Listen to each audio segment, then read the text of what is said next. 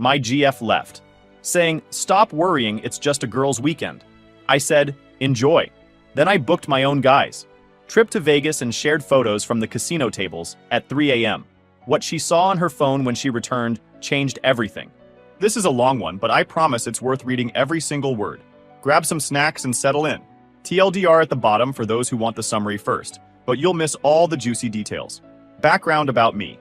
I, 29, male, work in commercial real estate, specializing in residential property acquisition and development. I make around $185,000 annually from my day job, plus another $60,000 to $80,000 depending on the year from buying, renovating, and flipping properties on the side. It's demanding work, but I love the challenge and the financial freedom it provides. 2 years ago, I purchased my own place, a beautiful 2-bedroom condo in the downtown area that I completely renovated myself over 6 months. New hardwood floors, updated kitchen with granite countertops, modern bathrooms, smart home technology throughout. I'm proud of what I built and worked incredibly hard to afford it. My dad always taught me that financial independence is everything, and that lesson shaped my entire approach to money and relationships.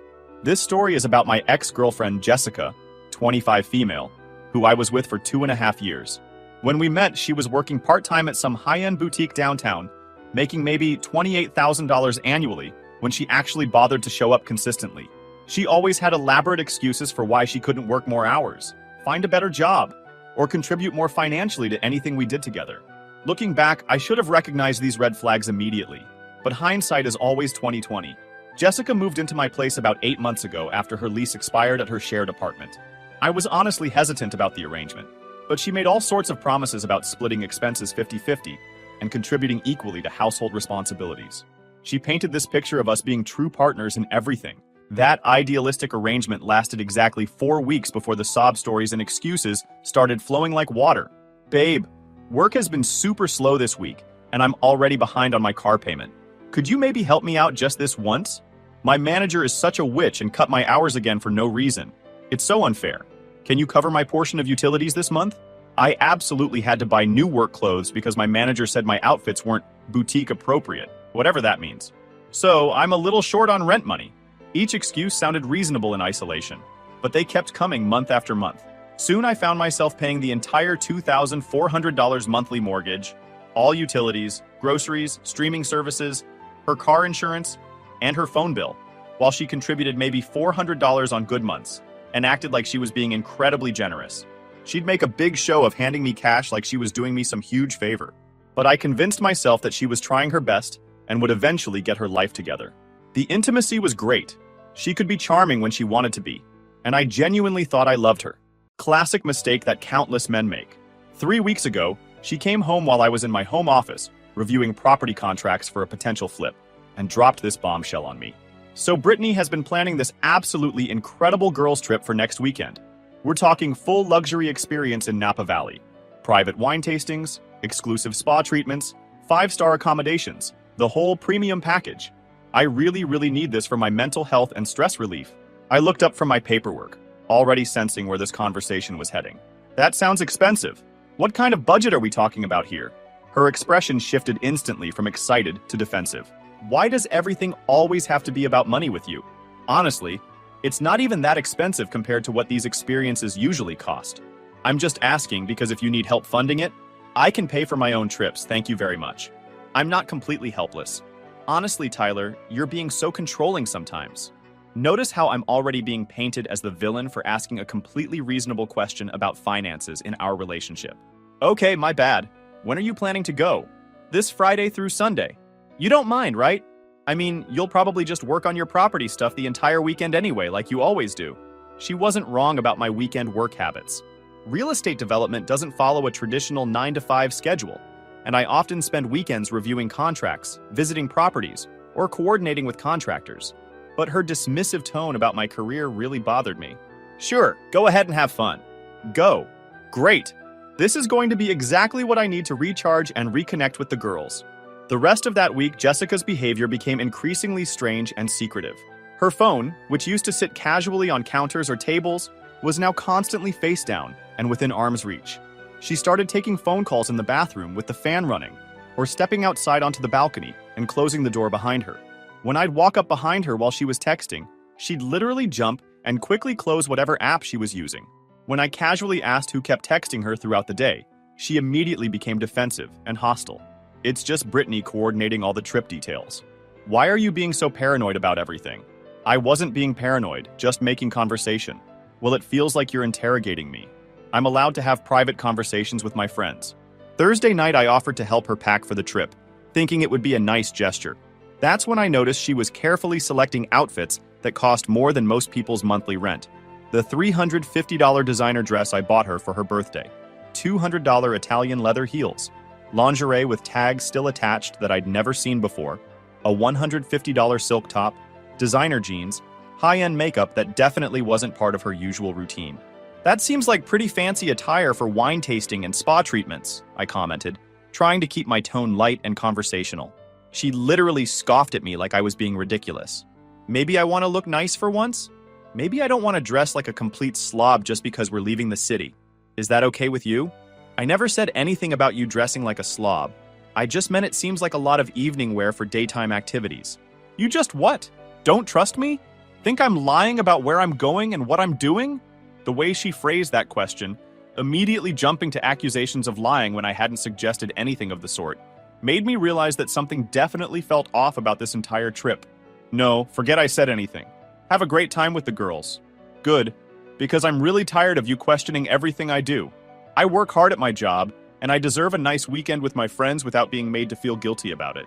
Work hard. Right. Her last shift had been Tuesday, and she'd clocked exactly 4 hours because she wasn't feeling well, and left early.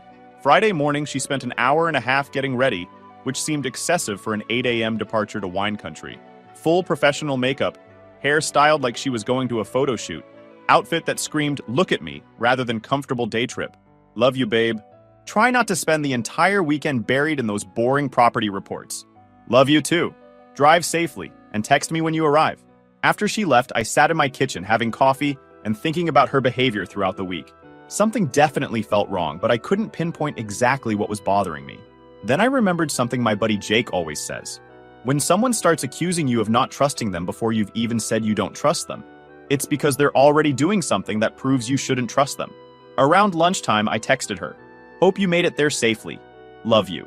4 hours later, I finally got a response. Just arrived. It's absolutely beautiful here. Love you too. That would turn out to be the last normal text exchange we'd ever have. Saturday afternoon, I found myself restless and bored. I'd already finished reviewing 3 different property contracts, and the condo felt eerily quiet without Jessica's constant presence. I decided to text my friend group chat. Anyone interested in doing something tonight? Jessica's gone until Sunday, and I'm going stir crazy. Jake, dude, we should totally hit Vegas. Tommy's been wanting to go for months. Tommy, I'm absolutely in if we can make it work. Alex, can we even get flights this short notice? And won't it be expensive? Let me check flight prices, I replied, already pulling up airline websites. Within 2 hours, we had found reasonably priced flights and booked rooms at a nice hotel on the Strip. I figured why not? I work hard, make good money, and can afford to enjoy myself occasionally. Plus, it would be nice to hang out with my friends without Jessica complaining about every expense or making passive-aggressive comments about my social life. Now, I should mention that I rarely post anything on social media. Maybe once every couple of months at most, and usually just work-related accomplishments or property photos. But something about that night made me want to document the experience. Maybe it was because Jessica posts literally everything she does. Every meal, every outfit, every random thought. And gets genuinely upset when I don't immediately like her photos or leave comments. My first post was at the airport. When she's at wine country, so you book Vegas with the boys, with a photo of us at the gate looking genuinely excited. By 10 p.m. we were at the blackjack tables, and I was up $450, which honestly shocked me since I'm usually terrible at gambling. I posted a picture of my growing chip stack, with the caption, "Sometimes you just know it's going to be a lucky night." The guys were having an absolutely amazing time. Tommy was getting free sodas and chatting with cocktail servers, clearly in his element. Jake was absolutely dominating at poker, reading other players like open books. Alex was losing spectacularly at roulette, but laughing hysterically about his terrible luck. For the first time in months, I felt completely relaxed, and like myself again, instead of constantly walking on eggshells around Jessica's mood swings and financial demands. Around 1 a.m., I received what seemed like an innocent text from Jessica. Hope you're having a good night, baby. About to head to bed after such a long day. Love you. I was standing at a craps table when I saw the message, surrounded by cheering people and flashing lights. Good night. Love you too. At 2:30 a.m., I posted a video of the craps table during a particularly exciting roll, with everyone cheering and high-fiving each other. I was obviously having the time of my life. I tagged the location because I was proud of the spontaneous trip and having fun with my friends. My phone immediately started going absolutely crazy. 31 missed calls from Jessica in rapid succession over the span of 10 minutes. The text messages started flooding in faster than I could even read them. What the heck? Vegas? Are you serious right now? Answer your phone this instant. Who are you with? This is so messed up. I cannot believe you would do this. Answer me right now. I stared at my phone in complete disbelief, thinking she had absolutely lost her mind. The hypocrisy was staggering. I finally answered around the 20-second call. Hey, what's going on? You sound upset. What's going on? You're in Vegas. What the heck is wrong with you, Tyler? Yeah, I'm in Vegas with the guys, and you're in Napa with the girls. What exactly is the issue here? You cannot just go to Vegas without telling me. That's not how relationships work. Why not? You didn't ask my permission to go wine tasting. You just announced you were going. That's completely different and you know it. How exactly is it different? Explain it to me. Long pause filled with heavy breathing. You should have told me about your plans. That's what couples do. Should I have? Because you didn't tell me anything specific about your trip except wine country and spa treatments. You got defensive when I asked basic questions. Because the details are none of your business. But somehow every detail of my trip is your business? Yes, I'm your girlfriend. You're supposed to consider my feelings. And I'm your boyfriend. But apparently that doesn't matter when you want to travel somewhere without involving me in the planning. She was practically screaming now, and I could hear voices in the background. This is so incredibly messed up. You did this just to hurt me and make me look bad. Actually, Jessica, I did this because my friends invited me and I felt like going.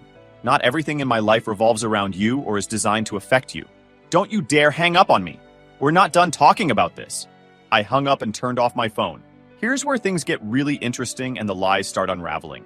Remember how Jessica was supposed to be exhausted from a full day of wine tasting and heading to bed early after such a long day? Jake showed me something on his phone around 3 a.m. Dude, isn't this Jessica's friend Brittany? It was Brittany's Instagram story posted just 2 hours earlier. They were clearly at some crowded downtown nightclub with flashing lights and loud music. Not Napa Valley, not a quiet wine country hotel, downtown in our own city, at a club I recognized immediately. I screenshot the evidence without saying anything to the guys yet. I just kept playing and enjoying myself, but my mind was definitely processing what I just discovered. Jessica continued calling obsessively throughout the night and all day Saturday. I counted 47 additional calls.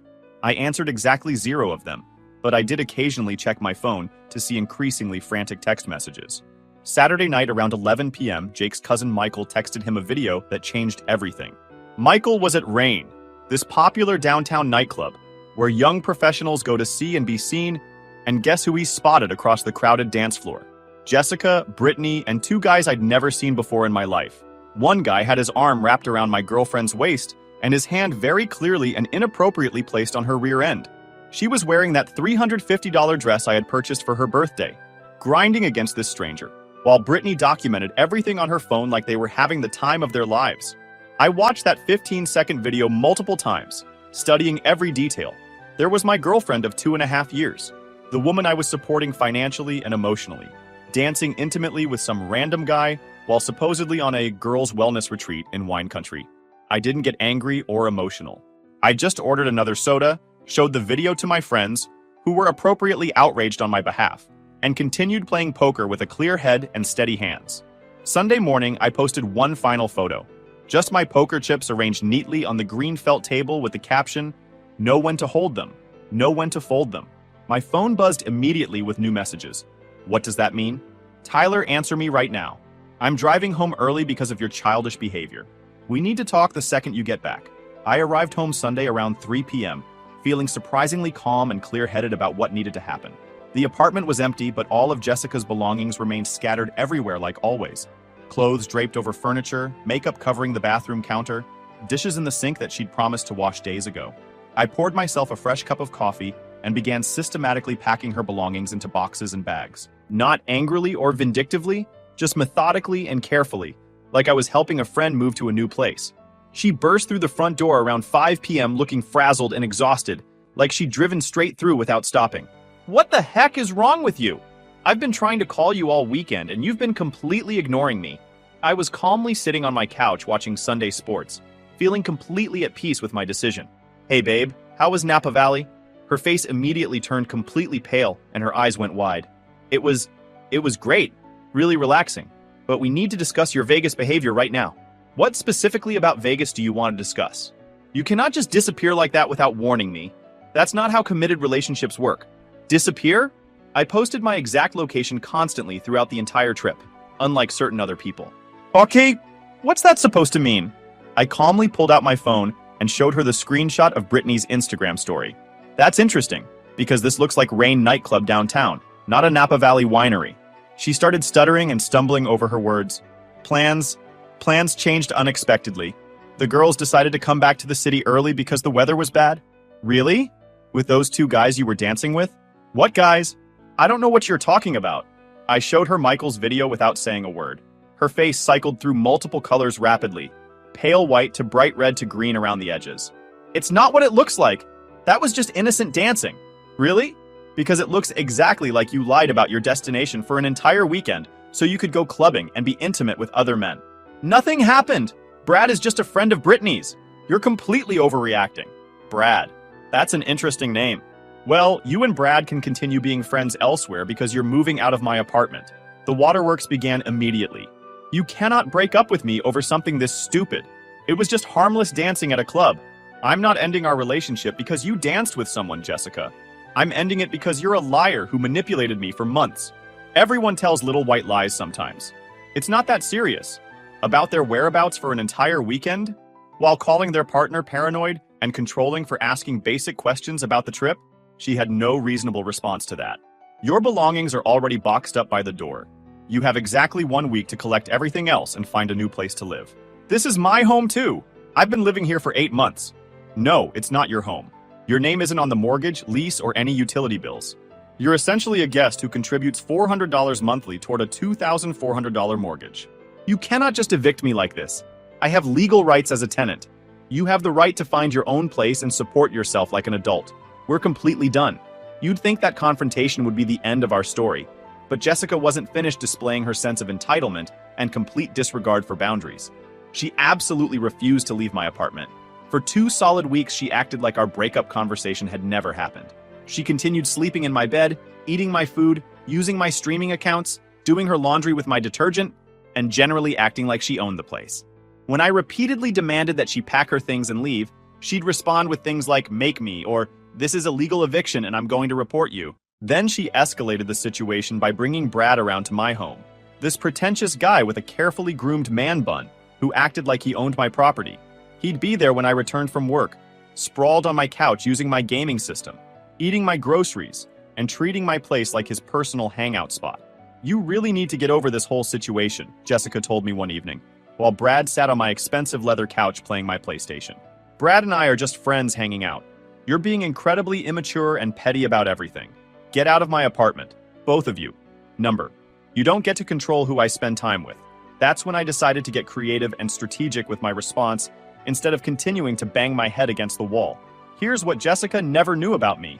I've been close friends with Tommy since our college days, and Tommy works in digital marketing for a major firm. He thoroughly understands social media algorithms, viral content creation, and online reputation management. I also had never revealed the full extent of my financial situation to Jessica. She thought I made around $80,000 annually, not $185,000 plus substantial property investment income. She definitely didn't know about my diversified investment portfolio, cryptocurrency holdings, or the healthy 6-figure savings account I'd built up over years of careful financial planning. Phase 1. Financial pressure. I quietly switched my direct deposit to a different bank account and started acting stressed about money around the apartment. Darn it. The HOA fees increased again by $200 monthly, and my car needs major transmission repairs that'll cost at least $3,000. Well, maybe if you didn't waste money on spontaneous Vegas trips with your buddies. She snapped back sarcastically. You're absolutely right about that. Actually, I'm really struggling financially right now after that trip. I hate to ask this, but could you cover the full mortgage payment this month? Just until I can get back on my feet financially. Her expression was absolutely priceless. Complete shock and panic. I don't have that kind of money just lying around. It's only $2,400. You said you could afford to pay for your own luxury trips. So I figured, that's totally different. That was just one weekend. How is it different? If you cannot afford basic living expenses like rent, maybe you should start looking for somewhere more affordable to live. Phase 2. Social media exposure. Tommy helped me create strategic social media pressure using his professional expertise. Suddenly, Jessica's Instagram started getting flooded with comments from various accounts asking pointed questions about her wine country wellness retreat. Screenshots of her partying at Rain began circulating among our mutual friends and acquaintances. Hey Jessica, how are those Napa Valley spa treatments? You look pretty energetic for someone who was supposed to be relaxing. Wasn't this supposed to be a girls-only trip? Who are those guys in Brittany's photos? Her boutique job found out about the drama because it's a small, image-conscious business that caters to wealthy clients who value discretion and professionalism. Her already minimal work hours got reduced to practically nothing. Phase 3. The nuclear option. Remember Brad? The guy with the man bun who'd been treating my apartment like his personal domain? Through some strategic social media research, Tommy discovered something very interesting about Brad's personal life. Turns out Brad is married. His wife Sarah lives in Dallas and had absolutely no idea about his frequent Austin adventures or his inappropriate relationship with Jessica. Tommy found Sarah's social media profiles and anonymously sent her comprehensive screenshots of Brad's recent posts, including several featuring Jessica in compromising positions. Sarah drove down from Dallas that same evening and appeared at my apartment door while Brad and Jessica were inside making themselves comfortable on my couch. I answered the door with a completely innocent expression. Hi there, can I help you? Hi, I'm looking for Brad Williams. He's my husband, and I tracked his location to this address. Oh, absolutely. He's right inside making himself at home. Brad, your wife is here to see you. The screaming match that erupted was absolutely epic and could probably be heard throughout the entire building. Sarah might be petite, but she went after Jessica like a professional UFC fighter, and Brad looked like he wanted to disappear into the floor. Building security had to escort all three of them out of the premises. But here's the beautiful part. Sarah works as a divorce attorney for a prestigious Dallas firm. She immediately filed for divorce and went after every single marital asset with the ruthless efficiency of someone who understands exactly how these situations work, including the leased BMW that Brad had been driving around Austin, which got repossessed from my parking garage the very next morning. Now Jessica had no boyfriend, no transportation since she'd been using Brad's car, virtually no job, and no money for security deposits anywhere else. Phase 4. Complete desperation. Within days, Jessica's entire world had collapsed, and the reality of her situation began setting in. Tyler, please, I know I messed up really badly, but I have absolutely nowhere else to go. My family won't help me, and I don't have any other friends with space. That's genuinely not my concern or responsibility anymore. I'll do anything to make this right. I'll pay you back for everything I owe you. I'll find a real full-time job and contribute equally to all expenses. With what job references? You got terminated from the boutique for inappropriate conduct and attendance issues. That's not exactly what happened, isn't it? Because Brittany posted on social media about your sugar daddy hunting strategy just last month. Tears streaming down her face now. I was just joking around with the girls. You know I would never actually do anything like that. Actually, Jessica, I don't know that at all, because I'm realizing I don't really know you as a person. She tried every manipulation tactic in her arsenal over the following days. Dramatic crying sessions, veiled threats, promises of complete personality changes, offers to sign legal contracts about financial arrangements. I'll pay you $1,000 every single month. I'll get 2 full-time jobs if that's what it takes.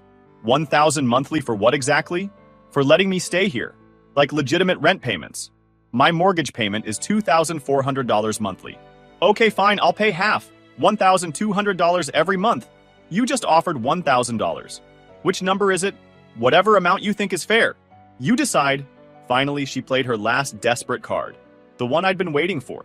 Fine. I'll tell everyone you financially abused me and trapped me here against my will. People will believe me. That's when I calmly revealed the digital recordings I'd been making of all our conversations over the past 2 weeks. My state allows one-party consent recording, so everything was completely legal. Go ahead and try that approach. I have 2 weeks of crystal clear recordings of you refusing to leave after being asked repeatedly. bringing your affair partner into my home, and explicitly admitting you lied about your trip, plus screenshots of you calling me controlling and paranoid while simultaneously begging me for money? Who exactly do you think people will believe? She completely broke down at that point. Please, Tyler, I genuinely love you. I made one terrible mistake, but I truly love you and want to fix this. No, Jessica, you love my apartment and my financial support. You never actually loved me as a person. That's not true at all. Really? When's my birthday? Complete silence. What's my middle name? What's my favorite movie? What exactly do I do for work beyond real estate stuff? She couldn't answer any of it. After 2.5 years of dating. Where did I grow up? What's my biggest fear? What foods am I allergic to? What's my dad's name? Absolutely nothing.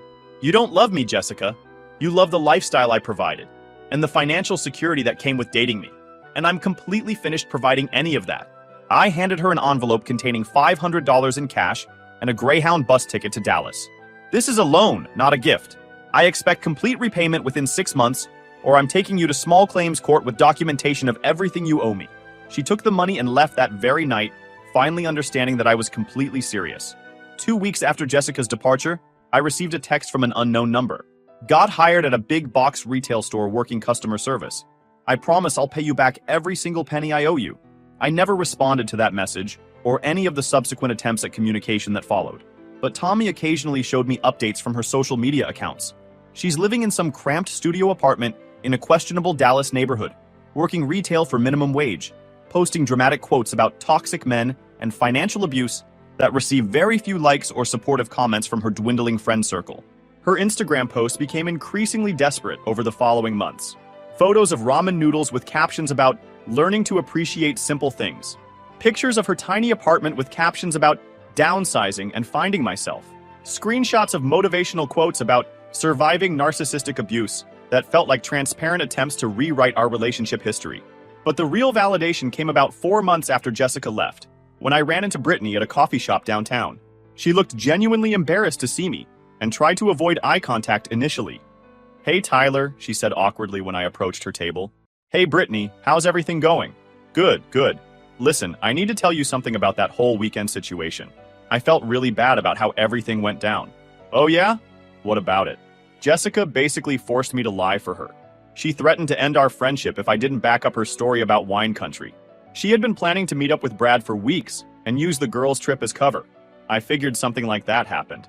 She was so angry when she found out you went to Vegas. She kept saying you ruined everything, and that you were supposed to just sit at home waiting for her. It was honestly pretty disturbing to watch. Well, I'm glad you told me. How's she doing in Dallas? Brittany shook her head sadly. Not great. She keeps trying to find guys with money to date, but word has gotten around about what happened with you and Brad. Most guys see right through her now. That's unfortunate, but not surprising. She keeps asking me to help her get back in touch with you. Says she's learned her lesson and wants to apologize properly. I keep telling her to leave you alone and focus on fixing her own life. I appreciate that advice you're giving her. You seem really happy now. I heard you're dating someone new? Yeah, Amanda. She's amazing. Completely different from Jessica in every way that matters. I'm genuinely happy for you. You deserve someone who actually appreciates what you bring to a relationship. That conversation confirmed everything I'd suspected about Jessica's manipulative behavior and lack of genuine remorse for her actions. About 6 months after our breakup, the most satisfying moment of this entire experience occurred. Jessica texted from yet another new number with a message that was both pathetic and predictable. Tyler, I know you probably don't want to hear from me, but I've been doing a lot of thinking about us and what went wrong. Dallas is really expensive and lonely, and I miss what we had together. I miss our apartment, our routine, our life. I've learned so much about myself and relationships. I realize now how good I had it with you and how badly I messed things up. Could we maybe meet for coffee sometime and talk about working things out? I promise I'm a different person now, and I would never take advantage of your kindness again. I know I hurt you, but people deserve second chances, right? I still love you, and I think deep down you probably still have feelings for me too. Please just give me one chance to explain everything properly. I screenshot that message and sent it to Amanda while we were having lunch together. We both read it and started laughing hysterically. Oh wow, Amanda said, wiping tears from her eyes. She really thinks you're going to take her back after all that? The desperation is pretty obvious. I miss our apartment. Not I miss you, but I miss our apartment. She's literally admitting it was about the lifestyle you provided. That's exactly what I thought when I read it. Are you going to respond? Nope, I'm going to do exactly what I've been doing. Ignore her completely and continue living my better life. We finished our lunch that we split equally, drove back to her place in our separate cars that we both own and maintain ourselves, and spent the evening planning a weekend trip that we're both excited about and contributing to financially. 3 more months passed before the final piece of karma fell into place. Tommy showed me a Facebook post from one of Jessica's former co-workers at the boutique. Apparently, Jessica had been trying to get her old job back, claiming she was more mature now and ready to commit to steady employment. The manager's response was apparently classic. We need employees who show up consistently and don't create drama with customers or bring personal relationship problems to work. Based on your previous performance here, I don't think this is the right fit. Jessica posted a long, bitter rant on her social media about employers who don't believe in second chances and discrimination against people who are trying to rebuild their lives. The comments section was mostly empty, except for a few sympathetic responses from other people who seemed to struggle with basic life responsibilities. Meanwhile, I was thriving in ways I never had when I was constantly managing Jessica's emotional and financial needs. My work performance improved significantly without the constant stress of her drama. My savings account grew steadily without her endless expenses. My friendships became stronger because I wasn't always canceling plans due to Jessica's latest crisis or mood swing. The property flipping business I'd been developing on the side really took off, partly because I could focus properly on it without distractions. I successfully completed 3 renovations that year, each one more profitable than the last. Having a clear head and stable home life made all the difference in my ability to make good business decisions.